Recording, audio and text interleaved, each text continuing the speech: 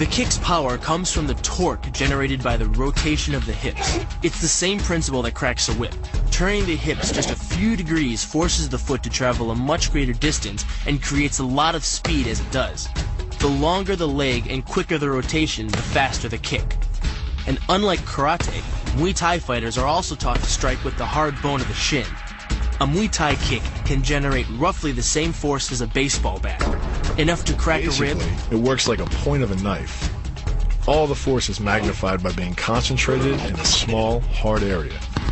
Even if the elbow doesn't deliver a knockout, it will almost always leave a nasty cut, and often getting in close neutralizes the opponent's weapon advantage. Then, in the clinch, we bring the power of the knee to bear. Unlike the kick, which relies on rotation to create power, the knee gets its power from leverage. Pulling our opponent down as we drive the knee up can deliver up to 2.5 tons of force, enough to lift a car. It's not the arms, but the legs that drive this. Like a piston, the explosive power of the legs is capable of generating hundreds of pounds of force, all to a very vulnerable area, the soft underside of the opponent's jaw. Like the Hanuman move, the flying knee relies on the explosive power of the legs. But rather than spread the power of our blow over two fists, it concentrates it into the spear point of the knee and combines it with the force of gravity. It's the equivalent of hitting our opponent in the chest with a sledgehammer. Works on a concept called the couple.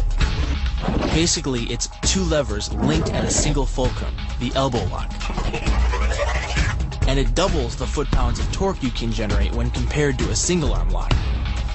There's more than enough force to flip an opponent to the mat or dislocate his elbow. By using the twisting motion of the torso to drive the strike, the business end of the hardwood fighting stick can quickly accelerate to more than 25 miles per hour.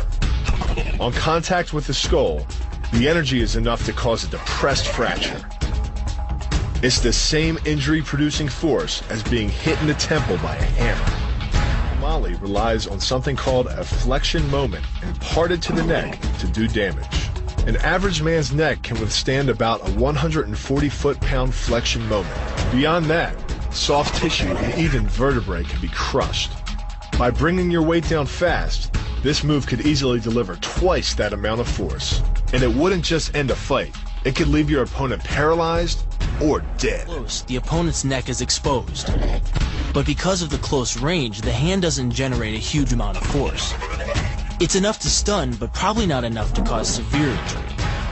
But replace the hand with a weapon, a stick or a knife, as you would in combat, and this could become a kill shot. The kick's power comes from the snap of the knee. The snap is created when the quadricep, the largest muscle in the body, contracts and pulls the tendon connecting to the foot over the knee. Using the knee as a pulley, the strength of the quad is enough to accelerate your foot to speeds close to 30 miles per hour. Because the area of impact is focused on a small part of the foot, it magnifies the force of the blow, making it capable of dropping 1,000 pounds of force on your head. It's like getting whacked in the head with a Louisville slugger. It works by taking the opponent's blow at an angle, which deflects the energy of the blow away from the vulnerable torso. The harder you block, the further his blow will be deflected, and the more open he'll be to a counter-strike. Rotating your fist 180 degrees right before it strikes the intended target. The twisting snap of the arm maximizes the speed of the punch and magnifies the force of the blow by concentrating the impact on the first two knuckles of your hand. Done correctly, it can deliver as much energy as a bowling ball dropped from the top of a house, more than enough to cause soft tissue damage or break a rib. Because it swings through such a wide arc, the wrist is moving at speeds of up to 43 miles per hour. And since the radius doesn't deflect or compress nearly as much as a fist, it can deliver a staggering blow, like being hit with an axe handle. This roundhouse kick is designed for maximum impact. With the powerful muscles of the thigh yanking the tendon over the knee, the foot accelerates from 0 to 21 miles per hour in just 1/3 of a second.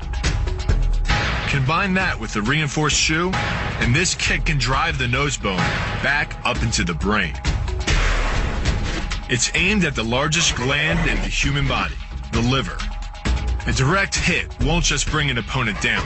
It can rupture the gland, causing severe internal bleeding. But the liver is well protected by the rib cage, so the kick must be accurate to within half an inch. In this move, the forward propulsion of the hips, combined with the piston motion of the lower leg, can send well over 700 pounds of force directly through the rigid bone of the heel. This impact won't just knock an opponent down. The force is enough to permanently damage his kneecap, leading with the near arm. The first jab travels the shortest distance to the opponent, so what it lacks in force, it makes up for in speed. The second punch, utilizing both the twist of the shoulders and the forward momentum of the kick, can carry over 4 times as much impact. And just a few hundred pounds of force to the temple is enough to cause a knockout. This move uses the same principle as a throw in judo, off-balancing your opponent and then using his momentum to send him down. But it's much more aggressive. The sweep here is actually a strike to one of the most sensitive areas of the body, the Achilles tendon. The Achilles tendon. The throw works just like a crowbar, where your leg is the lever and your hip is the fulcrum. The trick is positioning your body in just the right place. If you're just an inch off the placement of your thigh and hip, the amount of energy needed to throw an opponent can more than double. But performed correctly, Uchimata requires almost no energy, yet it can deliver up to 5,000 pounds of force. If it weren't for the mat, a throw like Uchimata would be enough to cause serious injury, or even paralysis. You use the strength of your legs to maintain your dominant position while you secure the choke. Just a few pounds of pressure on the collar of his gi is enough to reduce the blood flow to the brain to a trickle and end the match. Hold this move for 10 seconds and the fighter will black out. Hold it just a bit longer and he's dead. By bending the elbow across the fulcrum of your hips, you're subjecting the weak joint to the leverage of 2 strong forces. The pull of your thighs on his shoulder and your hands on his wrists. As little as 1,000 pounds of force can be enough to destroy the elbow. The leverage of the armbar can supply much more than that. The sacrifice throw is a simple lesson in conservation of energy. The stronger the opponent attacks, the further he gets thrown. It works like a catapult, where your opponent's momentum supplies the counterweight. The faster he's going, the further he's going to fly. And the harder he's going to land. That land with the side, ball, or top of the foot. The gastrizin uses the heel to deliver the blow. This alignment of the heel, ankle, lower leg complex channels some 2,000 pounds of force into the opponent. More than enough to break a baseball bat.